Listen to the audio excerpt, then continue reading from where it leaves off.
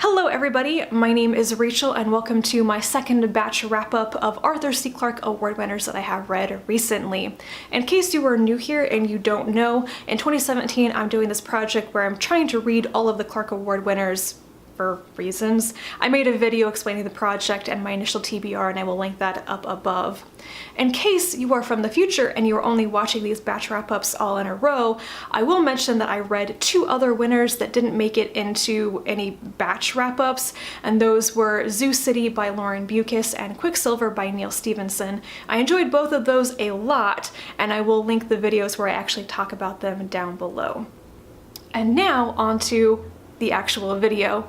I'm going to talk about three books in this. It's an interesting wrap up here. We have my first DNF for this project, the very first winner of the Clarke Award, and the very latest winner of the Clarke Award. So I will start with the DNF first. I did not make it all the way through Bold as Love by Gwyneth Jones, which is deeply disappointing to me because I wanted to like the book. I had initially good impressions of it when I read the prologue of it for the Try a Chapter tag back during Vita. The description on the back and the first chapter just sounded very odd, quirky, strange, but like it was going to be a lot of fun and quite funny actually. The reality turned out to be nothing I was actually interested in reading. So the basic idea of this one is that in the near future, Brexit-like politics are happening in Britain, and Britain is breaking up into individual countries and stuff, and like these indie rock stars become revolutionaries, and as the back says, our main character, Fiorenda, joins like this council that's supposed to make politics or the government look cool. And yeah, no, I did not like how this turned out. And basically I didn't like anything about it. I did not like the characters. I was deeply uninterested in them or actively hated reading about them. I didn't care for the plot, and I really did not get along with the style. I think perhaps stylistically Jones is not my kind of author, which, you know, I want to like her stuff, but I'm only gonna give her one more chance.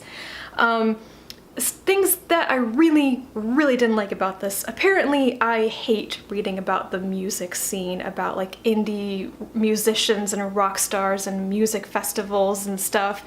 I don't care, and there are a lot of like dirty hippie musicians pitching their tents in mud on festival grounds in the beginning of this book, and I just don't care.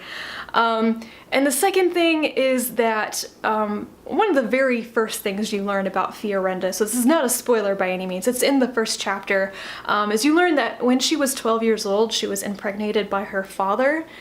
It's an event orchestrated by her aunt to get back at Fiorenda's mother.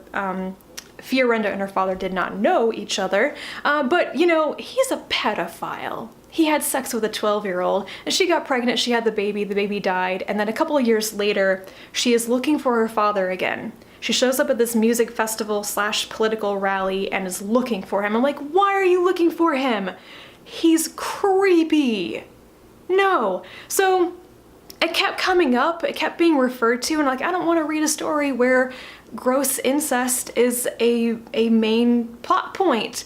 And then there's that scene where she's having sex with a guy and she's like, I can't orgasm because it doesn't feel like when my father was having sex with me when I was a child. And I'm like, okay, close the book and move on.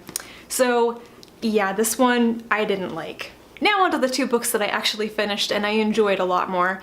The Underground Railroad by Colson Whitehead, which won the 2017 Clarke Award, and The Handmaid's Tale by Margaret Atwood, which won back in 1986, I think. I should have looked that up, but I didn't.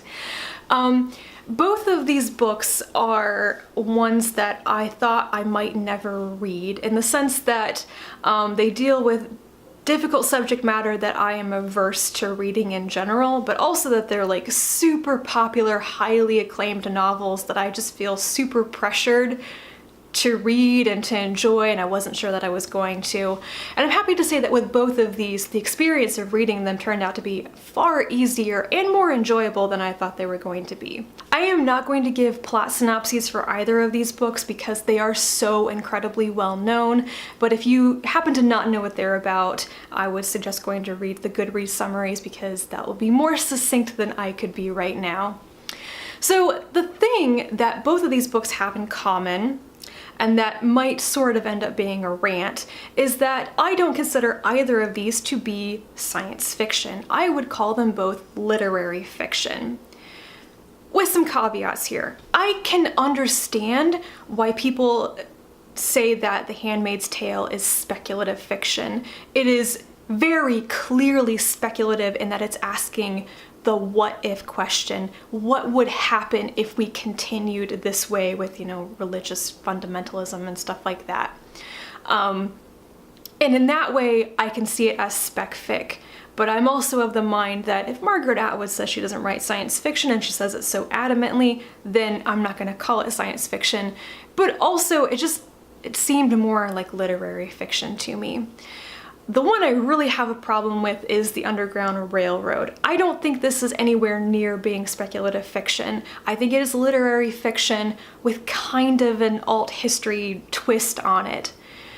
But why don't I think it's spec fic? The one speculative aspect of this book is that Whitehead imagines the Underground Railroad as literally a train that runs underground. A very interesting idea, but he doesn't use it. He doesn't allow it or write it in a way that changes anything. It's just swapping out one escape route with another and getting the same result out of it. That's not speculative fiction. I don't really understand why he chose to do it that way, because I feel like this book, the purpose of this book, isn't to really talk about what if the Underground Railroad is truly a train. It's to talk about very realistically and rather graphically the brutality of slavery, and that it's supposed to be realistic in many ways. Maybe there's some alt history going on here so that he can explore a slave's or an escaped slave's experience in different communities that have different views on slavery and assisting escaped slaves. But it doesn't diverge from reality that much. It's a good story tackling very difficult issues, and I feel that's something that makes this book difficult to disagree with, to say negative things about the book. Yeah, it's a quagmire right there. So I think that on its own, viewed as literary fiction, the book is good. I can see why it is so critically acclaimed. I can see why it's won a lot of awards. I think it won a Pulitzer Award. I think it might have won a National Book Award. I don't understand why this won a science fiction award. Now, aside from the genre of the book and do I think it should have won an SF award or not, the thing that kind of disappointed me about this book is that it felt underwhelmingly simplistic. It's really a simple, straightforward story, and it's written in a pretty simple way. I mean, there's some passages that I was caught up in the language a bit, but for the most part, it's just downright simple feeling, and I really expected more. I expected more depth, more nuance, or something. On the other hand, as underwhelming as it turned out to feel, I can also see how this structure, this prose, really lays the characters and the subject matter bare in a very unflinching and uncomfortable way. There's nothing in the book to distract you from what is going on. You have to look at it, you have to experience it, and there's no escape route while you're reading it. And that, I think, is good. It's not the type of book that I would ever have picked up on my own, but I did read it, and I'm glad that I did.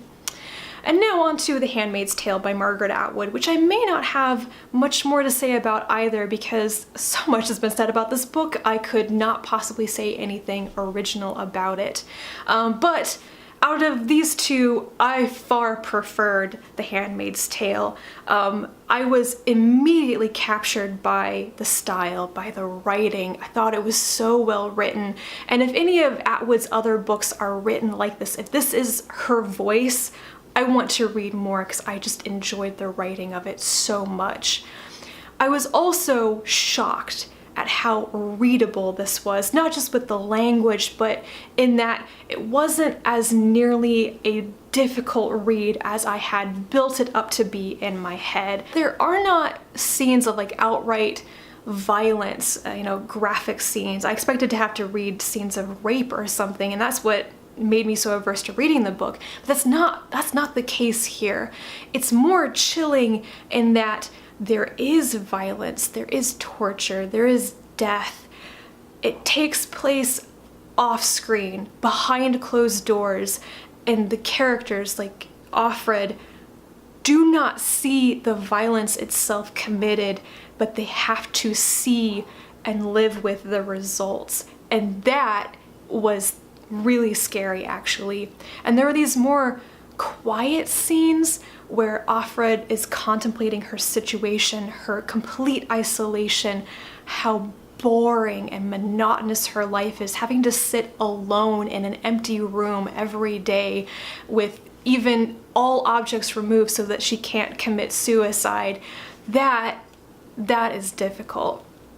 The things that I found most horrific in this was unexpected. It's basically that women commit violence against other women. Women help oppress other women in this. Probably that is more awful to me because, patriarchy oppressing women and stuff is not new, but I find women against women to just be awful, so awful. A final comment on The Handmaid's Tale, on something that I haven't heard other people talking about, so if you have thoughts on this, let me know.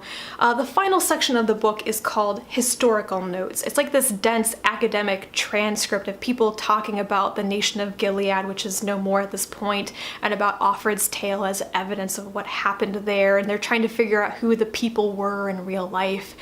That was so boring. It was boring, I skimmed most of it, and I thought that it really detracted from the much better end for the book, which is that final chapter with Offred. She's walking out the door and she does not know which path she's about to go down. That is the best kind of end for her story, of not knowing but going forth anyway. Why would you tack on the historical notes thing after that type of ending? I don't know. And that is it for this wrap up of Clarke Award winners.